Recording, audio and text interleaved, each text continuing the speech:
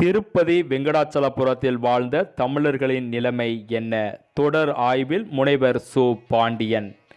இந்திய விடுதலை பெற்ற பின் 1952 மொழி வாரிய மாநிலங்கள் பிரியும் காரணத்தால் பல்வேறு போராட்டங்கள் தொடங்கிய நிலையில் 1956-57 மெட்ராஸ் மாகாணத்தில் இருந்து ஆந்திரா, கர்நாடகம் மற்றும் கேரளா மொழி வாரிய மாநிலங்களாக பிரிக்கப்பட்ட நிலையில் தமிழகம் இழந்த பகுதிகள் ஏராளமாக கருதப்படுகிறது. 3 மாநிலங்களிலும் வாழ்ந்த தமிழர்களின் வாழ்வில் பல்வேறு சிக்கல்கள் வித்திட்ட நிலையில் தமிழர்களின் தொன்மையான வழிபாட்டு தலமான திருப்பதி திருக்கோவில் ஆந்திரா மாநிலம் வாசகமாக்கப்பட்டது. அதனால் வழிபாட்டு உரிமைகள் மறுக்கப்பட்ட நிலையில் கோவில் வருமானம் அனைத்தும் ஆந்திராவுக்கு சென்றது. திருப்பதி மற்றும் சித்தூர் பகுதியில் வாழ்ந்த தமிழர்கள் குலதெய்வமாக பெருமாள், திருமால் வழிபாட்டு வந்த நிலையில் மொழி வாரியாக மாநிலங்கள் பிரிக்கப்பட்ட போது தமிழர்கள் அதிகமாக பாதிப்புக்கு உள்ளாயினர். திருப்பதி அருகில் வரதராஜபுரம் பகுதியில் வாழ்ந்த குடும்பங்கள் பல்வேறு இன்னல்களுக்கு ஆளாகி குறிப்பாக தமிழகத்திற்குள் பல்வேறு பகுதிகளில் குடிபுகுந்தனர். திருப்பதி வரதராஜபுரத்தை பூர்வீகமாக கொண்ட வேளாண்குடி மக்கள் தற்போது தமிழ்நாட்டின் பல்வேறு பகுதிகளில் வாழ்வதாக தகவல்கள் வெளியாகிய நிலையில் விருதுநகர் மாவட்டம் அருப்புக்கோட்டை, செட்டிக்குறிச்சி மற்றும் ஆமணக்குநத்தம் கிராமங்களில் முனைவர் சு. பாண்டியன் ஆய்வு நடத்தி வருகிறார்.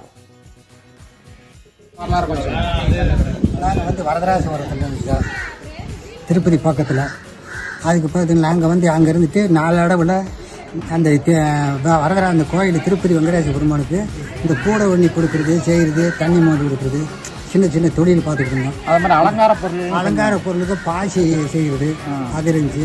அதுக்கப்புறம் கூட நிறைய பொருள் செஞ்சு கொடுத்தோம். 4 இடவுல எங்கள் தாத்தா பாட்டி எல்லாமே இங்கே வந்துட்டாங்க. உங்க பாட்டம் போட்டாங்க. ஆமாம், வந்து எங்கள் ஊரில் சின்ன சிட்டியில் நாங்கள் ஒரு கோயில் இங்கே ஆரம்பிச்சிட்டோம். அதில் வந்த மாமன் இங்கே ஆமணக்கணத்தில் அவங்களுக்கு அங்கே இருந்தவங்க அங்கே கோயில் கட்டி ஆமணக்கணத்தம் இங்கிருந்து எத்தனை கிலோமீட்டர்? ஒரு 5 கிலோமீட்டர், 3 கிலோமீட்டர். அதாவது இது சின்ன செட்டிக்குறிச்சி, அது ஆமணக்கணத்தம் 3 கிலோமீட்டர் தான் இருக்கு. சொல்லுங்க. அது 4 இடவுல அவங்க இங்கே அங்கே தொந்தரவு தாங்க முடியாம, பல அச்சடிச்சு இருக்க தொந்தரவு தாங்க முடியாம இங்கே சின்ன செட்டி அங்க உள்ள, அதாவது ஆமணக்கணத்துல என்னென்ன ஜாதிக்காரங்க இருக்காங்க? மூப்பமாறு, நாய்க்கரு, அவங்க உங்களை தொந்தரவு பண்ணிருக்காங்க. ஆமா, உங்களுக்கும் பெண்களுக்கும் தொந்தரவு. ஆமா, தாங்க முடியாம 4 இடவுல இங்கே சின்ன செட்டில அவங்க கோயில் எழுப்பிக்கிட்டோம். இப்ப நீங்க இங்க திருப்பதி வெங்கடாச்சலபதி வச்சிருக்கிற மாதிரியே உங்க மச்சரமாங்க அங்க பெருமாள் கோயில வச்சுக்கிட்டாங்க. வரதராஜபுரத்துல இருந்து இங்க வந்தீங்கல்ல, வர்றப்ப உங்க பாட்டம் போட்டாங்க. அதாவது 3 தலைமுறை 4 தலைமுறைன்றீங்க. ஆமா, 4 தலைமுறை. இங்க வர்றப்ப என்ன நடந்துன்னு சொல்லுங்க. அங்க வந்தோம், விவசாயத்துக்கு அதுகளுக்கு நான் பிழப்பு தேடி வந்தோம். வந்துட்டு 4 இடவுல அப்படியே இங்கிட்டு காடு கரையா வெறும் தரிசும் பில்லும் முள்ளுமா கிடைஞ்சி இங்க இடத்துல நாங்க இருந்தோம். இந்த ஊருக்கு பழைய பேர் என்ன பேரு? பேருக்கு பச்சைன்னு சொல்லியிருக்காங்க. பச்சை. அப்பெல்லாம் அந்த வேலை செடி அது முள்ளு பல வேலை செய்யல, பல இது இருந்துச்சு, கத்தால. இந்த இடத்துல தான் தங்க முடியும் அப்படின்ட்டு நாங்க தங்கணும். அது 4 சாமி இங்கதான் உத்தரவு கொடுத்தவங்க. அதனால இங்க இருந்தோம்.